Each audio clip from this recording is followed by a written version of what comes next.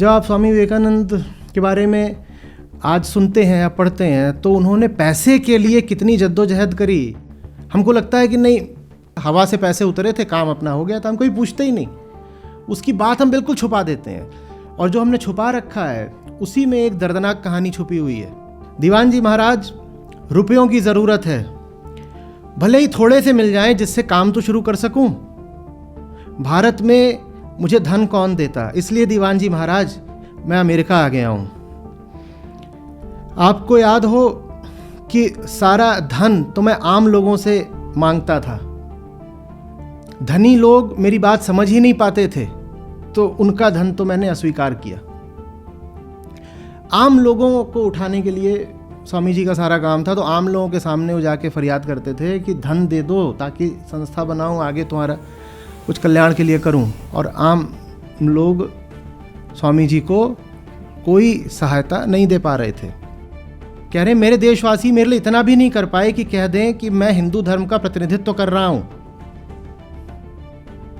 भारत में तो स्वामी जी को डोनेशन नहीं मिली, वो अमेरिका भी गए तो वहाँ भी भारतवासियों ने आकर, जो पुरानी संस्थाएं और जो रूढ़िवादी लोग थे, परंपरावादी, उन्होंने अमेरिका भी आकर के स्वामी जी के काम में अड़ंगा डालने की कोशिश की। तो आगे कहते हैं स्वामी जी, शाबाश मेरे देशवासियों, तुमने भारत में भी मुझे कुछ नहीं दिया, और मैं अब अपने काम के लिए धन इकट्ठा करने अमेरिका आया तो तुम अमेरिका में भी मुझे धन नहीं पाने दे रहे। आगे कह रहे हैं, दीवान जी मैं अपने भारतवासियों को प्यार करता हूँ, इंसान मुझे जो कुछ भी दे सकता है उसको मैं लात मारता हूँ। सुख में दुख में, पर्वतों मरुस्थलों वनों में जो मेरे साथ रहे हैं वो तो मेरे साथ रहेंगे ही।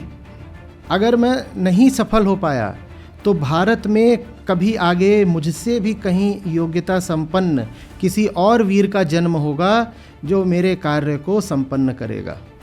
उन्हें दिख रहा था, ये 1894 की बात है, अभी उनके जीवन में अभी कई वर्ष शेष थे, लेकिन उस वक्त भी उनको दिखने लग गया था कि भारतवासी ही उनका इतना घोर विरोध कर रहे हैं कि शायद उनका मिशन सफल नहीं हो पाएगा। तो फिर उन्होंने भी भविष्य से आशा रखी कि मुझसे नहीं हो पाएगा तो मेरे बाद कोई और आएगा जो मेरा ये जो काम है संपन्न करेगा।